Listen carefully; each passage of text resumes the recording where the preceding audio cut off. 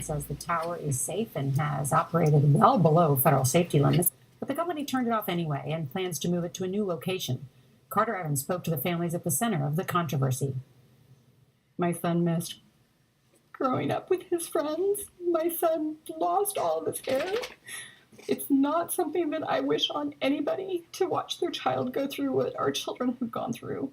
Kelly Prime's son Kyle was just 10 years old when he was diagnosed with kidney cancer in 2016. 5 months later, Kyle's friend and classmate Mason Ferrulli developed brain cancer. 14 hours to get the tumor out, and he had 5 weeks of inpatient rehabilitation. He had to learn to walk, talk, eat, everything all over again. 2 more kids at the school were diagnosed this year. At what point are you saying, we ought to take a close look at the school here? The moment that I found out that Mason had been diagnosed, it popped into my mind that something was not okay. The moms believe the recent increase in cancer cases could be caused by radiation from radio frequency, or RF waves, coming from this cell tower located on the elementary school campus. It is classified as a possible carcinogen. That tells us that there is some evidence out there. We're not naive to the fact that there could be other components out there, other environmental influences, but the bottom line that we feel in regards to this tower is it doesn't belong there if there's any indications that it's unsafe. You figure it's not worth the risk. Absolutely. Whenever you hear of cases of cancer in a child, obviously that itself is alarming. When there's several cases in one school, that's even more alarming.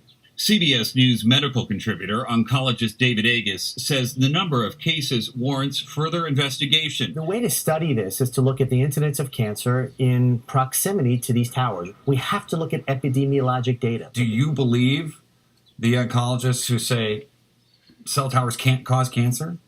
I believe that everybody wants to believe our government. Technology is what it is, and it's growing, and it's growing out of control. Ferrulli's son's cancer has returned, and he's now undergoing treatment. Prime's son Kyle is in remission, but he still undergoes scans every 3 months. I've looked into his eyes, and I've looked at the fear that he has as a 9-year-old facing something, asking me, Mom, am I going to die? It would push you to fight as well. It would push any parent to fight. I won't stop until it's done, until that thing is gone. For CBS This Morning, Carter Evans, Ripon, California. I will read, and you can read it yourself. You can go to Google. International Agency for Cancer Research has clearly said that the frequency, not necessarily the coming out of cell towers, but likely to cause DNA damage. It's likely to cause cancer, specifically brain cancer, and more specifically in children. I am concerned about the citizens of this county, the little kids that may be exposed to even low frequency or a short-term exposure versus a long-term exposure. I think the county has a responsibility to get the correct ruling on this. Even the FCC is not a health agency. Keep that in mind. The FCC is not a health agency. FCC has fought over the EPA. EPA has not ruled into this. I know it. I work for the EPA. Go to the websites of the all different federal agencies. There is equivocal data. The data is not clear. However, there are some positive studies and negative studies. I would urge, for the sake of this county's safety and health safety, county has to be responsible for making sure that there are no long-term effects of these frequencies on kids.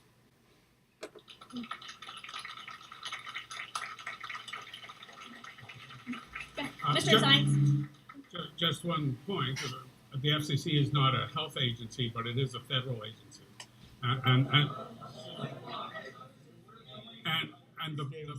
I live in North Potomac. I just want to briefly first preface this by saying to our council members, to our county employees who are paid by us to represent us, you've got a lot of angry, concerned people here, and the attitude we see from you is, oh, well, it's just business as usual, and there's nothing we can do. Can you please exhibit some concern? Look at the concern here. Look at all the emails you've been getting. Look at the explosion of concern about this. We'd like to see it from you and not this laid-back attitude. Now, my question is, the way this was framed at the beginning of the session tonight was not what I believe to be accurate. This started from a proposal for a zoning change by Crown Castle for its own benefit, for the benefit of its 200 applications that it doesn't want to be considered individually, just wants to be able to put these things up willy-nilly. And I don't think this has anything to do with, correct me if I'm wrong, is there some proposal to put certain limitations in place? It has to be this many feet from the front of a house, it has to be this, that, and the other thing? Or is the only question whether or not you're going to change the zoning law to allow people to put up these poles without any individual hearings?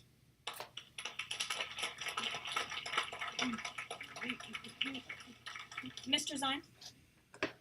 I mean, it's. I hear the anger. I understand it. I try to get through. I hear the anger. I understand it. I try to get through. I try to get through. I hear the anger. I understand it. I try to get through. I try to. Okay. Okay. It's a done deal. It's a done deal. It's a done deal. This is public process. I put something out there for comment. We're commenting. We've gotten some actually helpful suggestions tonight already with respect to the conditional use process. The question is, should we have any rules at all that contain where these can be located? That's really the question. That's really... Well, we could do nothing, as I said. I said that before. We could do nothing. And maybe we won't do anything.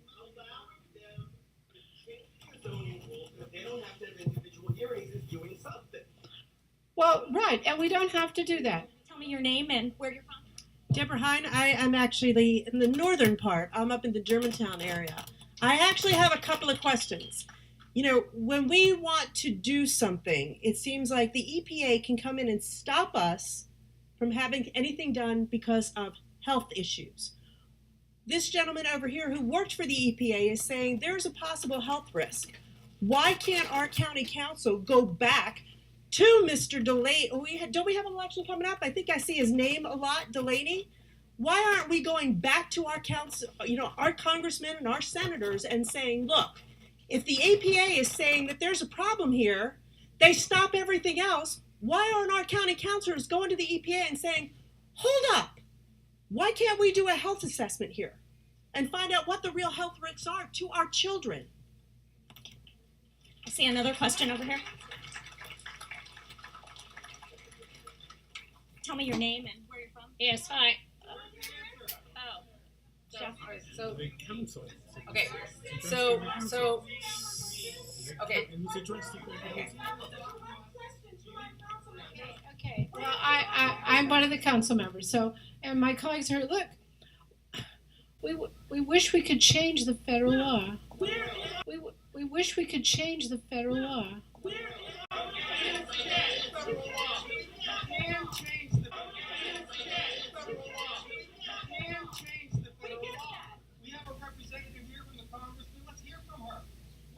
Well, I'm not sure. This is a good good thing to bring up with the members of Congress. Absolutely. Well, and it's your job is you're our representatives. You are our representatives in this county. Well, okay. Wait. Has anybody gone and said, where is the health assessment? Where are the health risks to our communities by putting towers every 17 or... Okay, so let me say that... The world as it was at the end of the 20th century. It exists now only as part of a neural interactive simulation that we call the Matrix.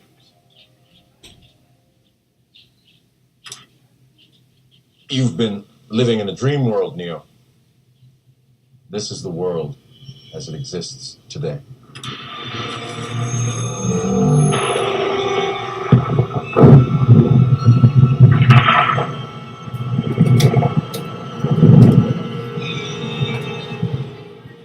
Welcome to the desert of the real. We have only bits and pieces of information, but what we know for certain is that at some point in the early 21st century, all of mankind was united in celebration. We marveled at our own magnificence as we gave birth to AI. AI? I mean artificial intelligence. A singular consciousness that spawned an entire race of machines. We don't know who struck first, us or them, but we know that it was us that scorched the sky. At the time, they were dependent on solar power, and it was believed that they would be unable to survive without an energy source as abundant as the sun. Throughout human history, we have been dependent on machines to survive. Fate, it seems, is not without a sense of irony. The human body generates more bioelectricity than a 120-volt battery and over 25,000 BTUs of body heat. Combined with a form of fusion, the machines had found all the energy they would ever need. There are fields, endless fields, where human beings are no longer born. We are grown.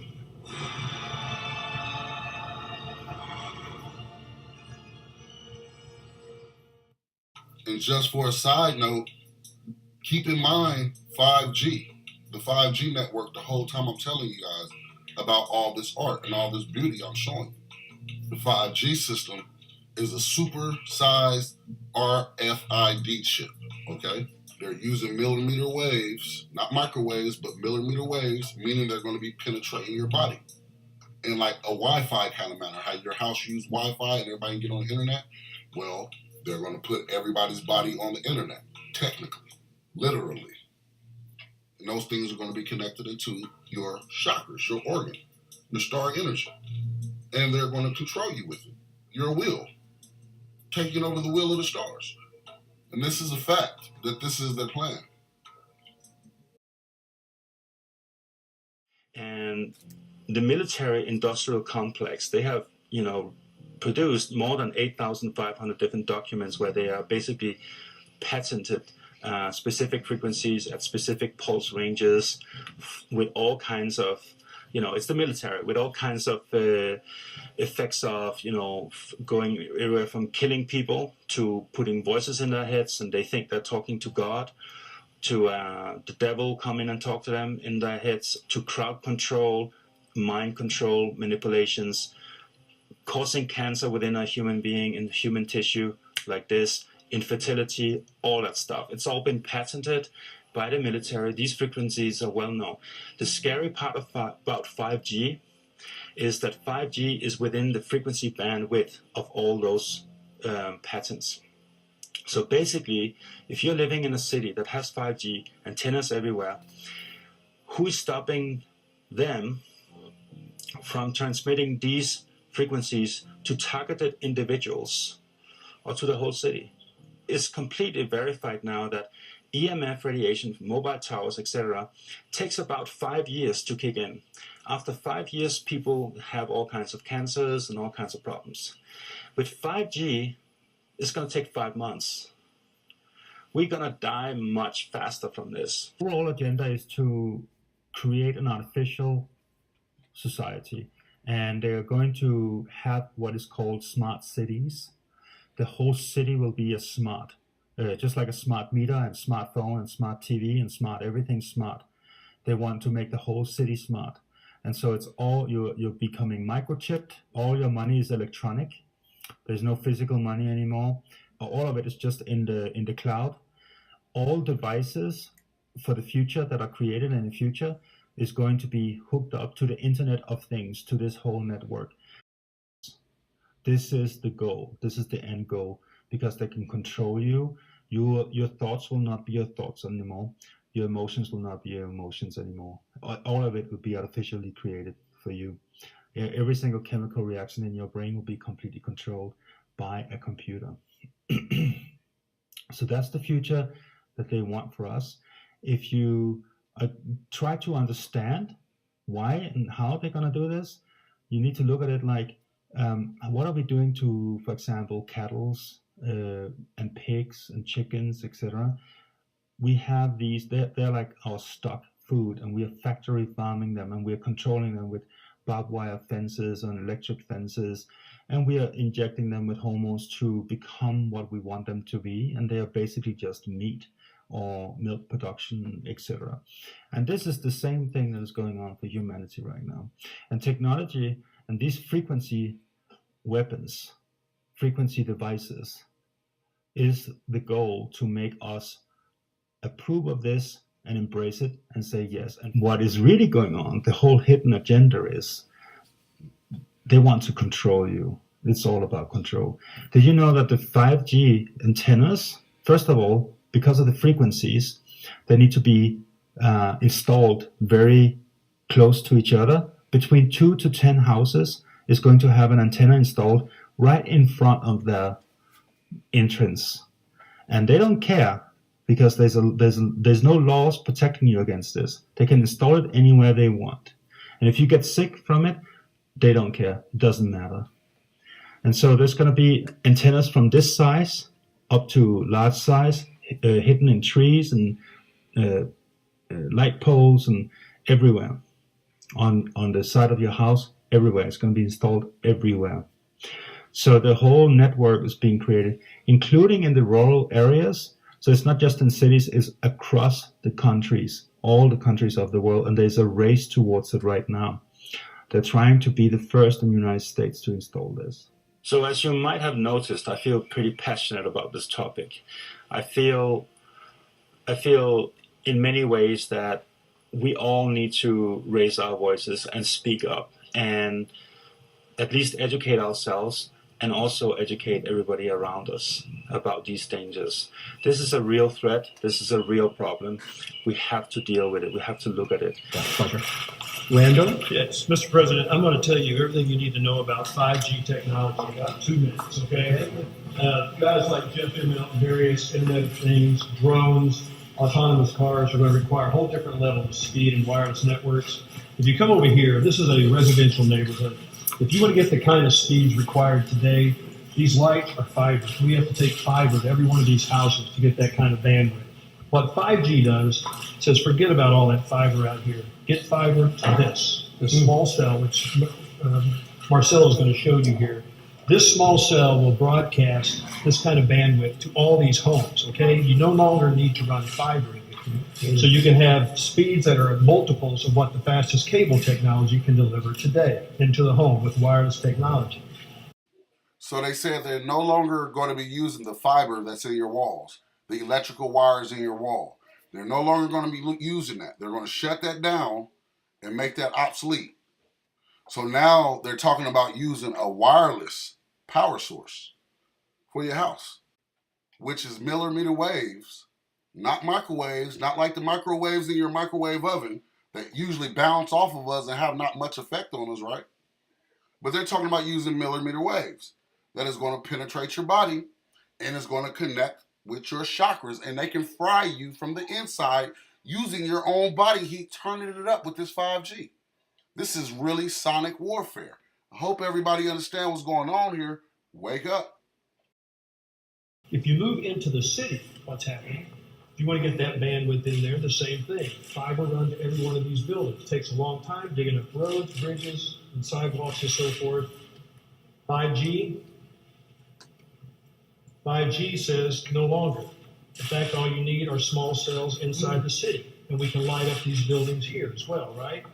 And then as you move to Wi-Fi, We have Wi-Fi deployed in these buildings all over the place, so customers moving in and out of the Wi-Fi arrangement. You can see the old big cell technology sitting on top of buildings, broadcasting throughout the city. But down on the street level, the customer is being put on whatever network gives them the fastest speeds. This could be an autonomous car. It could be any number of things. And so as the car moves, it gets moved back and forth between the networks into another 5G deployment, and you're getting these kind of multiple gigabit speeds throughout cities without all the fiber having to be deployed into all these buildings. Really accelerates it, makes us get to the market much faster. So 5 years ago, 10 years ago, you couldn't have even imagined Wouldn't have thought about it. No, sir, we would not have. And this is 2018, we'll deploy in this kind of configuration, and the companies in here are. And in 2020, it becomes mobile. And so this handset will be getting these speeds. So there has to be a tremendous construction saving too, ultimately. It's a huge construction saving. You don't have to deploy all this fiber. You see this little cell site here. You're going from deploying these big cell sites and towers to deploying these all over cities. That's what Marcelo is going to show you, what this technology looks like now. So, Mr. President, if I can summarize 5G, is $275 billion of investment in the next 7 years, the creation of 3 million new jobs, and a contribution of $500 billion to the GDP of the United States. What is different between 4G and 5G? 4G, those were enormous towers that look quite ugly. We're going to move to deploy millions of this, hundreds of thousands and then millions of small cells all over the United States. The problem that we have is it takes us 1 year to get a city to give us a permit, but it takes us 1 hour to install them. And unless we can install them real fast, we're going to lose that leadership that we have today. We're going to lose that leadership that we have today. We're going to lose that leadership that we have today. Those huge towers, all it is now, it's just a small cell. You put this on the utility poles, you put it in the cable strands, and that's all we need in order to enable. So when people ask about 5G, but they're mostly local permits you need? Basically, we run into trouble with cities, municipalities, counties. Each one has its own idea of how much they should charge, how long should it take. How much is a federal permit? How long does it take? Well, this mainly we go down to the cities. We're working quite well with the individual problems with certain cities. There's some cities that takes 30 days, there's some cities that takes 2 years, so it's impossible to deploy. So this is why we need to fix this. And that's what 5G, when everybody talks about 5G. We can do a recommendation to the cities all over the country to get it going, and Gary, maybe they can move it faster. Because this is truly a great process. But why don't we do a very strong letter of recommendation so they can get it done much faster? And we're doing that all over the country. You know what? Shot clocks. The FCC at one time put in place to deploy these kind of cell sites. Shot clocks. You had 180 days to get a permit done, or say no permit.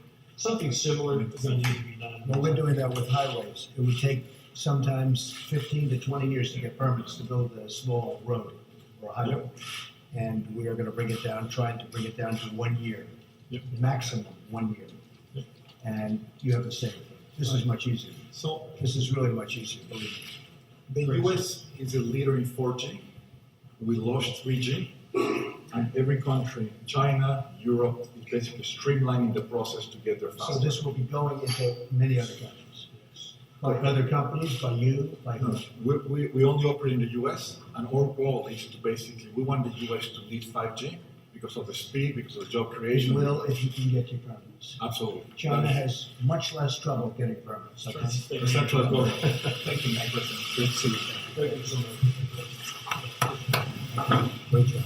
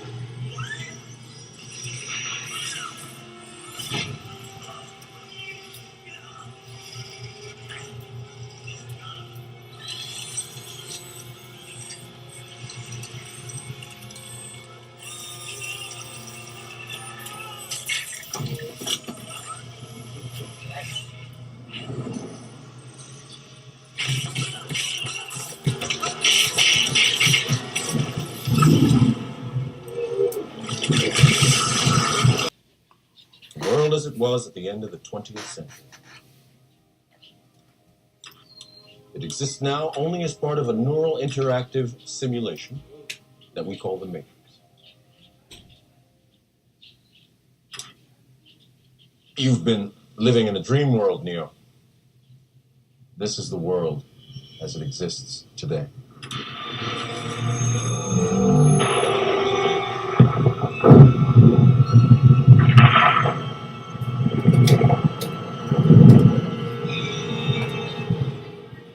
Welcome to the desert of the real.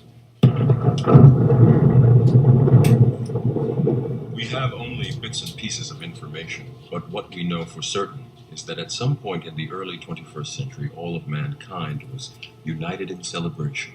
We marveled at our own magnificence as we gave birth to AI. AI? I mean artificial intelligence. A singular consciousness that spawned an entire race of machines. We don't know who struck first, us or them, but we know that it was us that scorched the sky. At the time, they were dependent on solar power, and it was believed that they would be unable to survive without an energy source as abundant as the sun. Throughout human history, we have been dependent on machines to survive. Fate, it seems, is not without a sense of irony.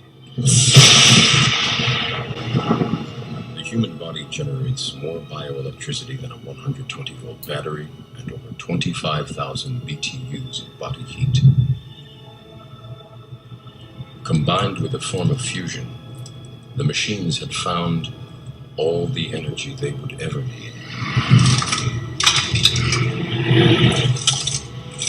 There are fields, endless fields, where human beings are no longer born. We are grown.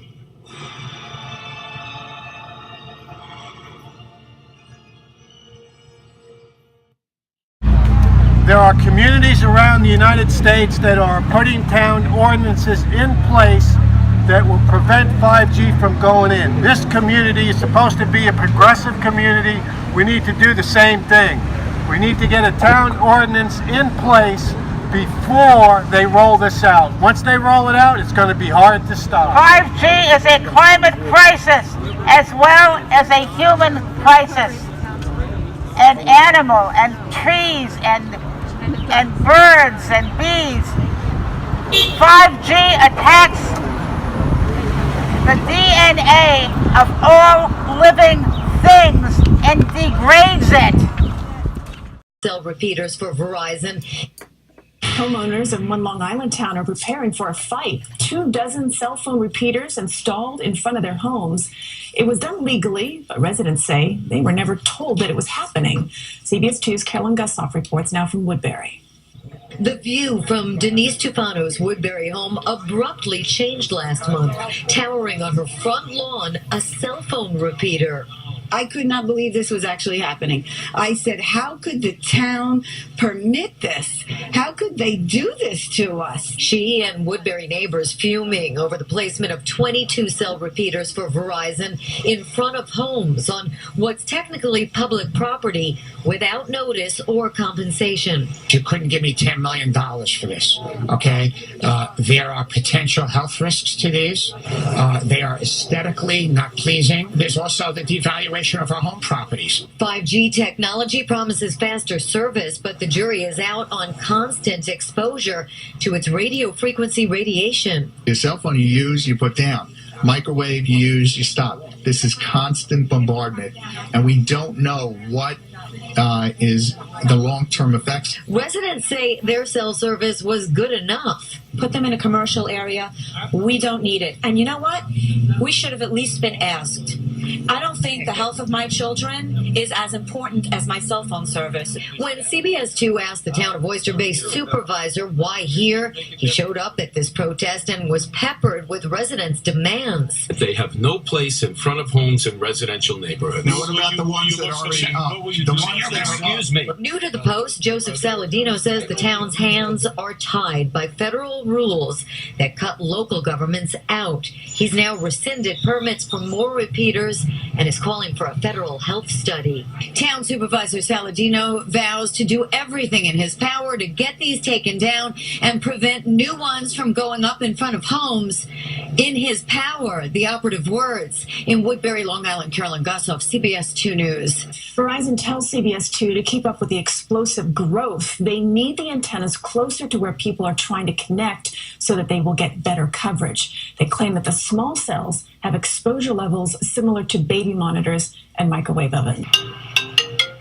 Technology is supposed to connect us, but for this group, that's not the case. People need to check this stuff out. Protesting the rollout of a 5G network in San Diego. We don't want to be experimented on. They're not doing the proper safety studies. Susan Brinkman is the director at the Center for Electrosmog Prevention. It's close range exposure to microwave radiation. Some of the frequencies can make your skin feel like it's burning, like it's on fire. Some of the frequencies can make your skin feel like it's burning, like it's on fire.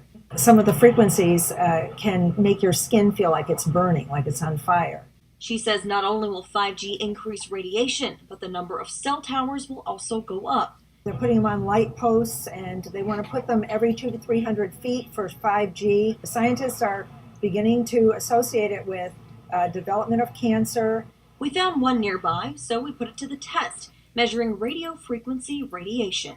So we're feeling the effects of this right now. Right. I can feel it, a real sickening feeling like when you've got sun poisoning or something. A local real estate agent says it's even hurting the housing market. Will not buy a house anywhere near a cell site. An article in the New York Times this week says otherwise, citing a Temple University professor saying, quote, 5G emissions, if anything, should be safer than previous generations. When the city announced their 5G partnership with Verizon in April, Police Chief David Nislight says this is just what San Diego needs. You know, we're about 200 officers short. Could you imagine we didn't have this kind of technology? This makes us work smarter, faster, and directs us more to where we need to be. Story from Huntington.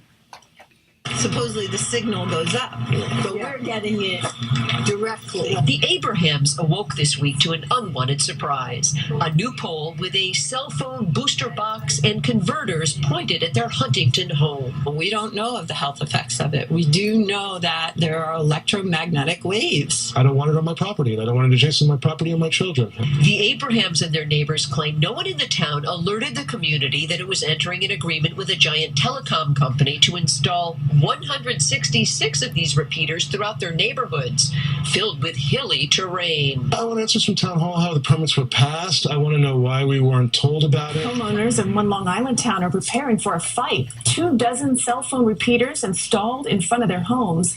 It was done legally, but residents say they were never told that it was happening. CBS 2's Carolyn Gussoff reports now from Woodbury. The view from Denise Tufano's Woodbury home abruptly changed last month, towering on her front lawn a cell phone repeater.